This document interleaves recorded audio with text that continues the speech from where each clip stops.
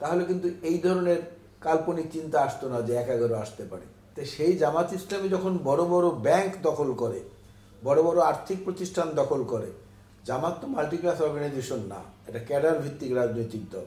না, অভিযোগটি অসত্য, প্রশ্নই ওঠে না। কারণ আওয়ামী লীগ কর্তৃক সবচেয়ে বেশি নির্যাতিত দল তো বিএনপি, সবই হচ্ছে বিএনপি সবচেয়ে বেশি নির্যাতিত। কারণ এই আগস্ট বিপ্লবের সময়ও বিএনপির প্রায় 450 নেতাকর্মী নিহত হয়েছে এই আন্দোলনে। 1000-এর কত জনের মধ্যে 450 হচ্ছে বিএনপি।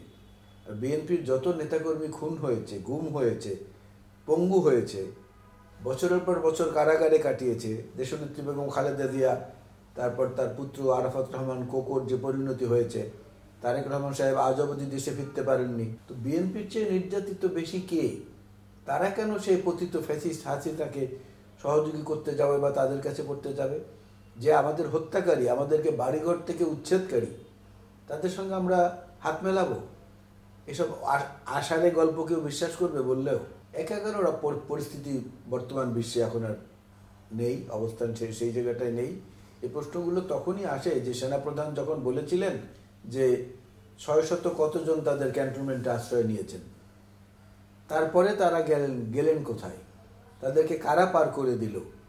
কারা বিদেশে যাওয়ার ব্যবস্থা করে দিল? কিসের বিনিময়ে দিল? এই উত্তরগুলো যদি আবার আইএসপিআর এর পক্ষ থেকে জানা যেত, তাহলে কিন্তু এই ধরনের কাল্পনিক চিন্তা আসতো না যে ১/১১ আসতে পারে। এইটার উত্তরটা যদি সেনাপ্রধান দিয়ে দেন বা আইএসপিআর এর পক্ষ থেকে দিয়ে দেওয়া হয়, তাহলে কিন্তু এই আলোচনা দেখবেন যে বাজারে স্থিমিত হয়ে গেছে। না, আমাদের দীর্ঘদিনের রাজনৈতিক মিত্র না, আমাদের দীর্ঘদিনের নির্বাচনী জোটের মিত্র। নির্বাচনী জোট আর আদর্শিক জোট কিন্তু এক না। রাজনীতিটা তো একটা আদর্শের উপর ভিত্তি করে। সে আদর্শিক দিক থেকে তো জামাতের সঙ্গে আমাদের বিস্তর ব্যবধান। আমাদের সঙ্গে তারা আমাদের নির্বাচনী মিত্র। তো নির্বাচনী মিত্র জামাত ইসলামী কখনো কখনো আওয়ামী লীগের সঙ্গেও হয়েছেন, জাতীয় পার্টির সঙ্গেও হয়েছে।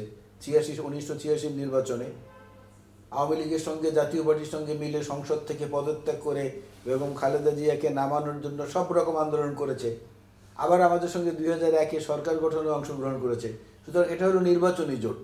এই নির্বাচনী জোটের ব্যাপারে জামাতের সঙ্গে দূরত্ব কখনো হয়ে যাবে, কখনো নৈকট্য হবে, এটাই স্বাভাবিক।